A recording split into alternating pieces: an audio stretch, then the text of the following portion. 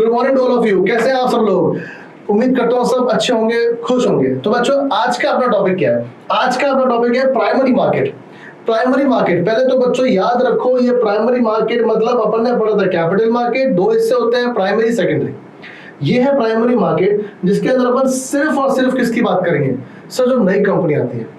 अरे भाई, मैंने मेरी कंपनी खोली जिसका नाम है हितेश लिमिटेड। क्या नाम है बच्चों, जरा फटाफट से बताओ। हितेश लिमिटेड। क्या बात है सर, भगवान करे खोलो भी, आप टेंशन मत लो, आपका प्यार रहेगा तो हमारी जो एसीसी है इसको हम कंपनी में कन्वर्ट करेंगे भाई। चलो, तो अब एसीसी लिमिटेड बच्चों एक कंपनी है, और उसके अंदर मैं सबसे पहले बच्चों बात करता हूँ, क्या मुझे पैसे कहाँ से लाऊं भाई? पैसे भी तो चाहिए होंगे। तो यानी कि बच्चों, अब मैं चाहता हूं कि मेरी इस कंपनी को, क्या नाम है इसका? ACC limited. हितेश ने बच्चों एसीसी रखते हैं। एसीसी लिमिटेड को मैं चाहता हूं पैसों की, फंड्स की रिक्वायरमेंट है।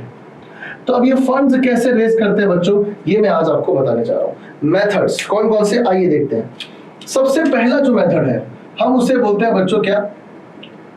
Right issue. चलिए सर, इसका मतलब भी समझा दो क्या होता है। दोस्तों, राइट इशू का मतलब समझना। सपोज करो कि कोई कंपनी है, रिलायंस कम्युनिकेशन, है ना? अब रिलायंस कम्युनिकेशन जो है, मान लो कोई नई कंपनी खोल रहा है अपनी रिलायंस टेक्सटाइल के नाम से। अब वो बोलता है कि भाई मेरी तो रिलायंस टेक्सटाइल नई कंपनी है, जो रिलायंस टेक्सटाइल है मेरी नई कंपनी है, तो एक काम करो, क्या बोला? रिलायंस कम्युनिकेशन वालों, आप सारे के सारे शेयर्स खरीद लो इसके। एग्जिस्टिंग शेयर होल्डर्स को बोला कि भाई ये नई कंपनी के शेयर्स परचेज कर लो। तो मैं यहां लिख देता हूं बच्चों, क्या यहां पे राइट इशू का मतलब क्या है? इसका मतलब है इट इज दी राइट, किसका? Of existing share holder. Existing share holder के पास राइट है कि आप इस कंपनी के शेयर्स को परचेज कर सकते हैं। ठीक है सर, हमें तो समझ में आ गया कि एग्जिस्टिंग शेयर होल्डर के पास बच्चों क्या है? राइट है to purchase shares of new company, ताकि आप नई कंपनी के शेयर्स को परचेज कर सके। ठीक है सर, समझ में आ गया, सिंपल है, कोई दिक्कत नहीं है। चलिए आगे चलते हैं। फिर बच्चों आते हैं नेक्स्ट पॉइंट की तरफ। अच्छा, नेक्स्ट पॉइंट अपने आप में बहुत इंपॉर्टेंट है, इसको बोलते हैं ऑफर फॉर सेल। ठीक है ना? एक एंड लिख देता हूं ताकि आपको याद करने में आसानी हो। And offer through prospectus. ये बच्चों दो बड़े बड़े जो है मेथड होते हैं फंड्स को रेज करने का। अच्छा, ऑफर फॉर सेल का मतलब आपको पता है बच्चों, क्या मतलब है समझना। ऑफर फॉर सेल लिख रहा हूं पहले मैं। देखो बच्चों, कितना आसान है ये सारी चीजें, बच्चे पता नहीं क्यों मेरे डर जाते हैं इन सब को देख के। ऑफर फॉर सेल में क्या है? आपके पास कंपनी है, आपकी कौन सी कंपनी है भैया? सर, हमारी न्यू कंपनी है। ठीक है, ये न्यू कंपनी क्या करेगी? ये न्यू कंपनी अपने सारे के सारे सिक्योरिटीज, सिक्योरिटीज का मतलब है यहाँ पे मेरे बच्चों क्या? शेयर्स। ये सारी सिक्योरिटीज किसको दे देगी? सर, ये सारी की सारी सिक्योरिटीज जो है ये दे देगी किसको? सर, ब्रोकर को, स्टॉक एक्सचेंज को, स्टॉक ब्रोकर को। तुम बेचो भाई, है ना? और फिर ये स्टॉक ब्रोकर क्या करेगा? स्टॉक ब्रोकर क्या करेगा बच्चों? इन शेयर्स को सेल आउट कर देगा। सेल आउट करेगा मेरे बच्चों, किसको सेल आउट करेगा? To general public. क्या ये बात समझ में आ रही बच्चों? आओ जरा वापस देखते हैं, इसको रिवाइज करते हैं। जो भी कंपनी, नई कंपनी, वो क्या करेगा? अपने शेयर्स को सीधा किसको दे देगा? ब्रोकर को, डायरेक्टली पब्लिक को नहीं देगा। तो मैं लिख देता हूं बच्चों, ऑफर फॉर सेल में जो शेयर्स हैं are not sold directly to public. ठीक है भाई, डायरेक्टली पब्लिक को नहीं बेचा जाता, इसके अंदर बच्चों इनडायरेक्टली देंगे अपन लोग। ठीक है सर, तो बहुत आसान है। चलो आगे देखते हैं बच्चों अपन। तो यानी कि फिर क्या करेंगे बच्चों? ये जो स्टॉक ब्रोकर है, ये इनके शेयर्स को मार्केट में बेचेंगे, और किसके थ्रू बेचेंगे? जरा बताओ, किसको बेचेंगे? सॉरी सर, ये बेचेंगे पब्लिक को। पैसा रिसीव हो गया पब्लिक से, अपना कमीशन काट के पैसा किसको दे देंगे? कंपनी को। यानी कि बच्चों एक तरह का इंटरमीडिएट हो गया। ठीक है ना? जैसे एग्जांपल देता हूं, मैं चाहता था कि मेरे पास पैसा आ जाए, उधार मांगना है। उधार के एग्जांपल के द्वारा ले लो, ऐसे तो उधार नहीं है, तो मैं किसी थर्ड पार्टी से मांगना चाहता हूं उधार, थर्ड पार्टी से। मैंने क्या किया, मैं डायरेक्टली कैसे मांगू उससे, तो मैंने एक इंटरमीडिएट को बच्चों बीच में रख दिया, मैंने दोस्त को बोल दिया तो उससे मांग के मुझे दे देना है। सेम वैसे यहाँ पे मेरे पास जो शेयर्स थे, मेरी कंपनी के जो शेयर्स थे, मैं पब्लिक को नहीं बेचना चाहता डायरेक्टली, मैंने क्या किया, ब्रोकर को दे दिया कि ये पकड़ो भैया सारे के सारे शेयर्स, आप ये सारे के सारे शेयर्स किसको बेचना, कंपनी, पब्लिक को। सिंपल है सर, समझ में आ गया। तो देखो पहला था राइट इशू, दूसरा है offer for sale and offer through prospectus. तो भैया ये तो हो गया ऑफर फॉर सेल। अब अपन बात करते हैं मेरे प्यारे प्यारे बच्चों किसकी, अपन बात करेंगे ऑफर थ्रू प्रोस्पेक्टस। सर अब ये क्या होता है, ऑफर टू प्रोस्पेक्टस बड़ा अच्छा पॉइंट है बच्चों, समझना यार। एक बात बताओ मुझे, आप सब लोग जो है 12th कर रहे हैं, या कोई बच्चा कोई और क्लास में हो सकता है भाई, वो सब पढ़ने के बाद क्या करेंगे, बड़े बड़े कॉलेज में जाते हैं। अब वो क्या करते हैं मालूम है, उन कॉलेजेस का ना ब्रोशर ले आते हैं, उन कॉलेज का प्रोस्पेक्टस लाते हैं और बढ़िया बढ़िया से देखते हैं यार कितना बढ़िया कॉलेज है यार, और यार इस कॉलेज में तो कितनी मस्त जो है इसका इंफ्रास्ट्रक्चर है, और यार ये कॉलेज कितनी अच्छी लोकेशन पे है, और इसका प्लेसमेंट कितना अच्छा है। तो इसका मतलब वो क्या देख रहे हैं, उस कंपनी के बारे में, उस कॉलेज के बारे में सारी इंफॉर्मेशन ले रहे हैं। वैसे ही बच्चों प्रोस्पेक्टस का मतलब क्या होता है, जिसमें कंपनी अपनी सारी की सारी इंफॉर्मेशन डाल देता है कि भाई देख लो हमारी कंपनी में ये सारी चीजें हैं, ठीक है ना। तो क्या होता है इससे मालूम है आपको, जितने भी शेयर होल्डर्स हैं, अब शेयर होल्डर बहुत अच्छा नहीं बच्चों यहाँ पे, क्योंकि अभी तक इसने खरीदा नहीं है, तो इन्वेस्टर लिख देता हूं। तो जितने भी इन्वेस्टर हैं वो क्या करते हैं, ये इस प्रोस्पेक्टस को लेते हैं, खर्चा है भैया कंपनी का, और प्रोस्पेक्टस लेने के बाद अट्रैक्ट हो जाते हैं, अट्रैक्ट टूवर्ड्स कंपनी, है ना। और इसके बाद तो मुझे समझाने की जरूरत ही नहीं भैया, अट्रैक्ट हो गए कंपनी की तरफ, मतलब कंपनी के पास चले गए कि अरे यार आपकी कंपनी जोरदार है, ये पकड़ो सारे के सारे पैसे, है ना। अपनी रिक्वायरमेंट को फुलफिल करते हैं बच्चों, कैसे, प्रोस्पेक्टस के थ्रू। सर ये तो समझ में आ गया। तो भैया पहला हो गया राइट इशू हो गया, फिर हो गया offer for sale and offer through prospectus. Sale में क्या होता है बच्चों, ऑफर फॉर सेल में कंपनी डायरेक्टली पब्लिक के पास नहीं जा रही है, लेकिन बच्चों प्रोस्पेक्टस में कंपनी जो है, यहां लिख देता हूं बच्चों में, यहां पे इस जगह पे shares are directly sold to government, ठीक है ना, समझ आ गया, कंफ्यूज मत हो जाना भैया, एरो देख लेना। चलिए आते हैं अपन अब अपने तीसरे पॉइंट की तरफ, जिसका नाम है प्राइवेट प्लेसमेंट। सर अब ये क्या होता है, बड़ा ही आसान और बड़ा ही सस्ता तरीका। क्या करना है, जितनी भी नई कंपनी है वो क्या करती है बच्चों, प्राइवेट फर्म्स के पास चली जाती है, ठीक है ना।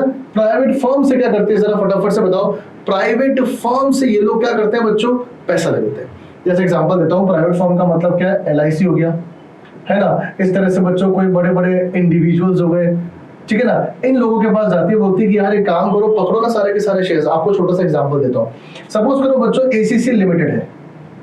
अब ACC लिमिटेड ने क्या किया, LIC को बोला कि यार एक काम करोगे क्या, बोलो यार मेरे को पैसों की जरूरत है, आप मेरे शेयर्स परचेज कर लो।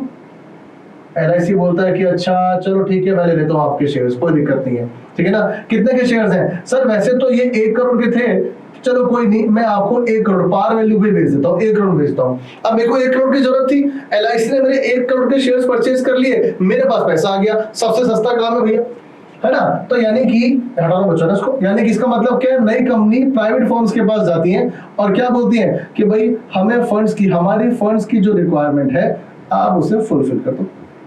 तो यहां से बच्चों इनको उनकी फंड की रिक्वायरमेंट में टिक कर रहा हूं, मतलब क्या हो रही है, फुलफिल हो रही है।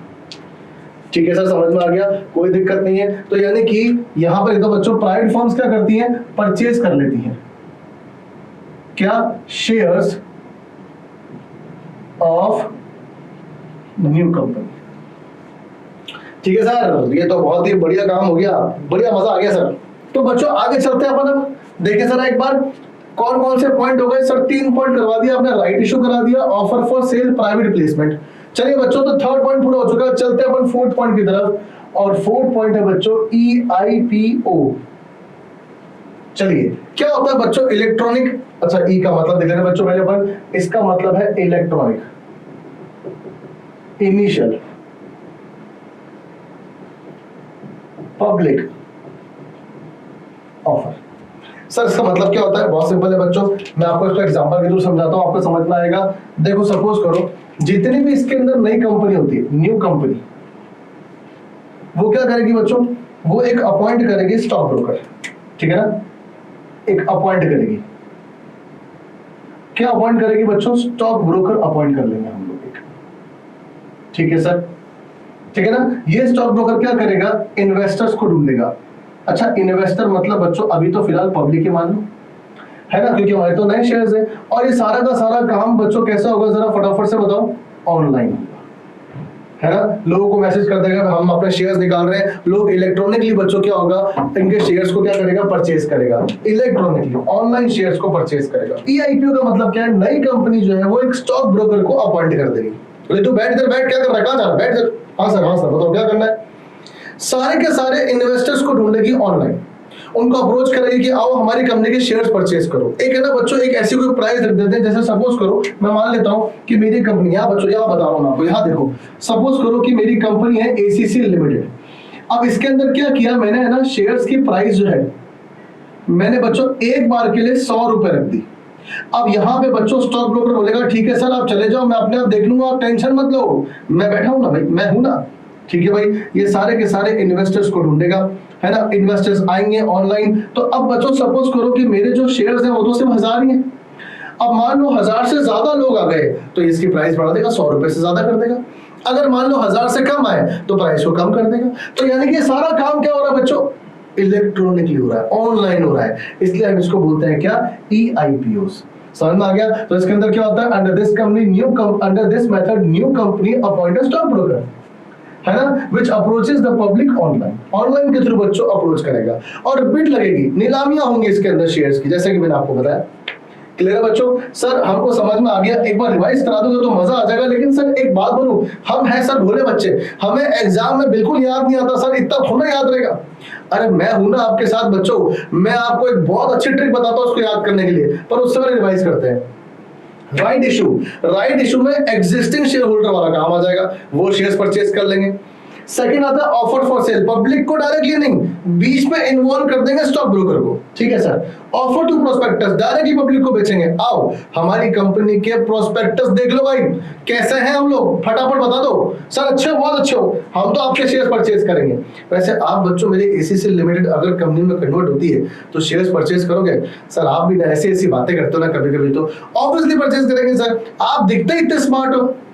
ठीक है चलो आगे चलते हैं। अब बच्चों आगे आता है अपने पास शेयर्स, इसके अंदर डायरेक्टली बच्चों हम किसको बेचते हैं? बोलो भैया, पब्लिक को बेचते हैं। देखो बच्चों यहाँ गलती हो गई ना, टियर 2 पब्लिक हो जाएगा यहाँ पे। अब आते हैं बच्चों ईआईपीओ में बहुत ही सिंपल है, ऑनलाइन सारा काम होगा। मतलब एक कंपनी जो है ब्रोकर अपॉइंट कर लेगी तो ऑनलाइन देख भाई सारा काम ऑनलाइन देखेंगे, सारे के सारे लोग ऑनलाइन आएंगे, उनसे अप्रोचेस की जाएगी कि तुम हमारे शेयर्स परचेज करो। तो सर ये तो समझ में आ गया सर, पर इसको याद कैसे करें? अच्छा एक बात पूछूं आपसे, है मैं ना एक नीचे खड़ा हूं, मेरे को पहाड़ चढ़ रहा है, कैसे चढ़ूं? अब यार सर देखो यहाँ पे ना ये इसमें ये पहाड़ वगैरह ये सब कहां से आ गया? अरे ऐसे ही पूछ रहा हूं भाई, बताओ तो सही, क्या करना है मुझे? मैं ना एक पहाड़ चढ़ने जा रहा हूँ तो कैसे चढ़ूं? सर इतना सिंपल सा आंसर, रस्सी ले से चढ़ लो, रस्सी ले लो चढ़ लो। रस्सी को इंग्लिश में क्या कहते हैं? सर रस्सी को इंग्लिश में कहते हैं रोप। बच्चों देखो मैं आपको यही समझा रहा हूं, आपको इसको रोप के नाम से याद करना है। सर रोप देखो जरा, देखो ये हो गया R, ये हो गया O, ये देखो हो गया P और देखो हो गया E। बोला मैं स्मार्ट? हाँ सर हो तो सही आप स्मार्ट। तो रोप के नाम से एक बार रिवाइज करते हैं। Right issue, offer for sale and offer to prospectus, यहाँ पे क्या आएगा? प्राइवेट प्लेसमेंट, और यहाँ आ जाएगा ईआईपीओ। कैसा लगा सर? मजा आ गया सर। तो यानी कि आज के बाद जब भी आप पढ़ोगे बच्चों प्राइमरी मेथड, तो उसके अंदर आपको याद आया इधर सर पहाड़ चढ़ रहे हैं। पहाड़ क्यों चढ़ रहे हैं? क्योंकि यहाँ पे मैं आपको समझाना हूँ क्या ड्रो, बिना देखे आप सब लोग बोर्ड की तरफ नहीं देखोगे, आप सब लोग सिर्फ और सिर्फ मेरी तरफ देखोगे। भैया 4 चीजें, आर का मतलब सर राइट इशू, ओ का मतलब offer for sale and offer to prospectus, directly और इनडायरेक्टली, याद है ना? हाँ सर याद है। पी का मतलब प्राइवेट प्लेसमेंट, और ई का मतलब इलेक्ट्रॉनिक आईपीओ। हो गया ना बच्चों? नेक्स्ट टॉपिक में मैं इसके बच्चों कुछ इनडायरेक्ट क्वेश्चंस डिस्कस करूंगा, फटाफट से बच्चों आप इसको नोट डाउन कर लो।